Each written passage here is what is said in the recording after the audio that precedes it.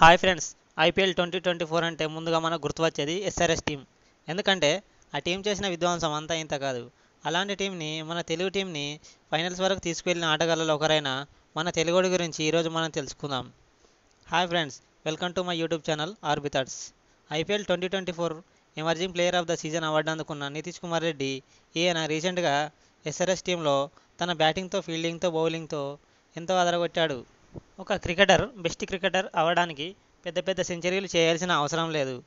మ్యాచ్ని మలుపు తిప్పే ఒకే ఒక ఆట ఆడితే చాలు అభిమానుల గుండెల్లో నిరంతరం నిలిచిపోతాడు.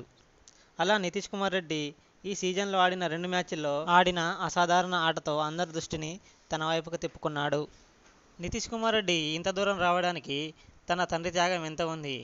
ఏకంగా తన ఉద్యోగాన్నే త్యాగం చేశాడు. నితీష్ కుమార్ రెడ్డి ఏపీలోని విశాఖపట్నంలో జన్మించాడు.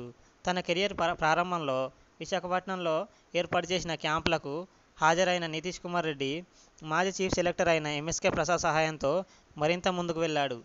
2019-20 రంజీ సీజన్లో కెరియర్ స్టార్ట్ చేసిన నితీష్ రెడ్డి ఒక సెంచరీ, ఒక హాఫ్ సెంచరీలతో 366 పరుగులు చేశాడు. నితీష్ రెడ్డి ఆటను చూసిన ఎస్ఆర్హెచ్ మేనేజ్మెంట్ కేవలం 20 లక్షలకే కొనుగోలు చేశారు. అయితే ఈ సీజన్లో పంజాబ్తో ఆడిన ఆటలో 5 సిక్స్లు 4 ఫోర్లతో 64 పరుగులు చేసి మ్యాచ్ని గెలిపించడమే కాకుండా ప్లేయర్ ఆఫ్ ద మ్యాచ్గా నిలిచాడు. ఇంత చక్కటి పర్ఫార్మెన్స్ చేసిన నితీష్ రెడ్డికి టీమిండియాలో చోటు దక్కి మరెన్నో విజయాలు సాధించాలని కోరుకుందాం.